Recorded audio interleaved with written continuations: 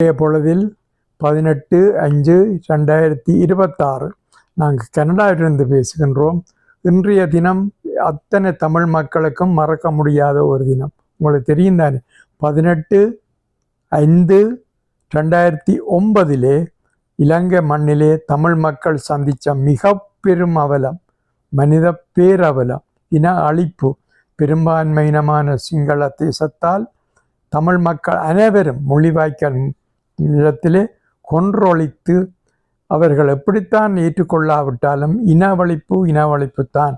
அந்த இனவழிப்பு எமது உறவுகள், உற்றார் உறவினர், நண்பர்கள், குடும்பத்தை எத்தனையோ பேர் நாங்கள் துடிக்க இழந்த தினம் அன்றைய தினம் உலக நாடுகளுக்கு புலம்பெயர் தேசத்தில் எத்தனையோ மக்கள், உலக நாடுகள் எல்லோரையும் எமது நிலைமையை கூறி எம்மை இந்த இன அழிப்பிலிருந்து முடிவிக்கும்படி எத்தனையோ உலகம், கனடா முதல் கொண்டு, Canada, London, Australia, France, Swiss, அத்தனை நாடுகளும் கேட்டுமே எந்த நாட்டின் மனச்சாட்சியும் உறுத்தவும் இல்லை, எங்களுக்கு யாரும் ஆதரவு தரவும் இல்லை.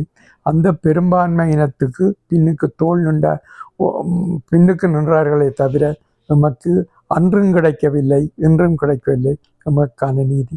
அந்த அநீதியை ஆண்டாண்டு காலமாக நம்முடைய தாயகத்திலும் புலம்பெயர் தேசத்திலும் நாங்கள் கொண்டாடி வருகிறோம். நீங்கள் அனைவரும் அறிந்தது. அதே போலத்தான் அந்த 17 ஆண்டுகள் நிறைவு செய்து இன்னமும் மனதில், இதயத்தில் கனத்துடன், தாங்க முடியாத வேதனையுடன் நாங்கள் எங்களுடைய இன அழிப்பை கொண்டாடி வருகின்றோம். அதே போல உலகத்திலே பல நாடுகளும் கொண்டாடி வருகின்ற நிகழ்ச்சி தான் இன்றைய தினம் ஸ்காபரிலே, டொரண்டோவில் உள்ள ஸ்காபரிலே உள்ள மண்டபத்தில் அந்த நினைவு கூறல் இன்றைக்கு நடைபெற்றது. எல்லோருக்கும் இறுதி யுத்தத்தின் போது மக்கள் சாப்பாட்டுக்கு வழி இல்லாமல் கஞ்சி குடித்தார்கள். அந்த கஞ்சி ஞாபகமாக கொடுத்து கொஞ்சியுடன் எத்தனையோ பலருடைய இரங்கல் உரைகளும் மலரஞ்சலிகளும் செலுத்தப்பட்டு இன்று நான் நினைவுகின்றோம். அந்த நிகழ்ச்சி தான் நாங்கள் இப்போது பார்க்க போகின்றோம். சில முழுக்க சொல்லாவிட்டாலும் ஒவ்வொருத்தரும் எவ்வளவு உணர்ச்சி பெருக்குடன் தங்களுடைய துன்பத்தை வெளியிட்டார்கள் என்பதை இனிவரும் காட்சிகளில் நீங்கள் பார்த்து கொள்ளலாம். இதை நிச்சயமாக எமது இனம் அடுத்த தலைமுறை இந்த கனடிய தேசத்தில் உரிமைக்காண்டி போராடி வருகின்றதை இந்த நிகழ்ச்சி உங்களுக்கு எடுத்து காட்டுகின்றது. அதைத்தான் இனிவரும் அடுத்தடுத்து வரும் காட்சிகள் உங்களுக்கு காண வைக்கின்றேன். நான் இதை வெளிப்படுத்துவதில் என்னுடைய ஆழ்ந்த அனுதாபத்தையும் என்னுடைய கவலையையும் தெரிவித்துக் கொள்கிறேன். தொடருங்கள், நிகழ்ச்சியை பாருங்கள். உங்களுக்கு உங்களுடைய ஆதரவு.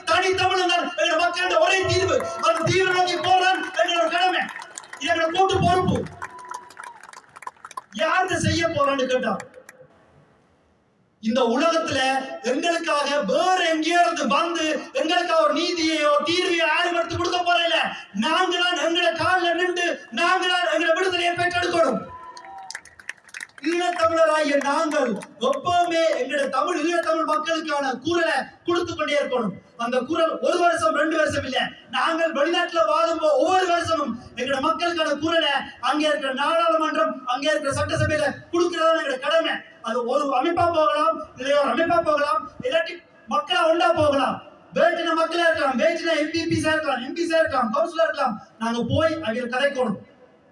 We have to talk to them and meet with them. அதான் எங்களோட கடமை. அதுல எல்லா நாடுகளும் செய்யும் போது ஒவ்வொரு நாட்டிலையும் ஒரு பில் வரும், ஒவ்வொரு நாட்டிலையும் ஒரு மானுமெண்ட் கட்டப்படும், ஒவ்வொரு நாட்டிலையும் அந்த அரசாங்கம் மக்களுக்கான தீர்வு வேணும் மக்களை கேட்கும் போது நாங்க திரும்ப சொல்லுவோம் தமிழகம் உண்டு.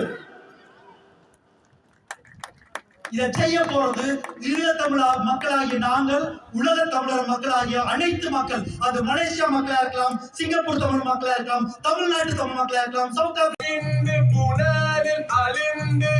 சிதைந்து முடிந்தாலும் எங்கள் தாயின் இனிய தமிழ் மொழியின் துயர் தாங்க மரபேனா.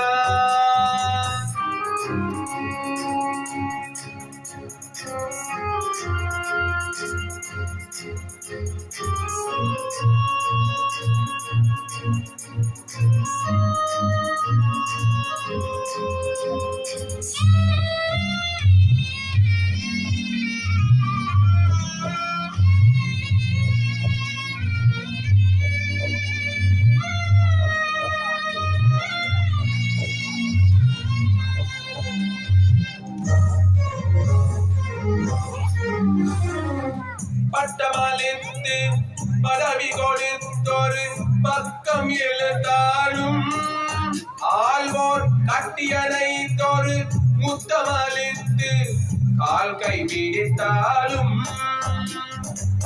பத்தமளித்து பதவி கொடுத்தொரு பக்கம் இழுத்தாலும் ஆள்வோர் கட்டியணைத்தொரு முத்தமளித்து கால் கை பிடித்தாலும் என்னை தொட்டு விழுந்து வணங்கி இருந்தவர் தோழமை கொண்டாலும் அந்த வெற்றி மனிதர் புலர்களை commemoration event, because this commemoration sends a message to the perpetrator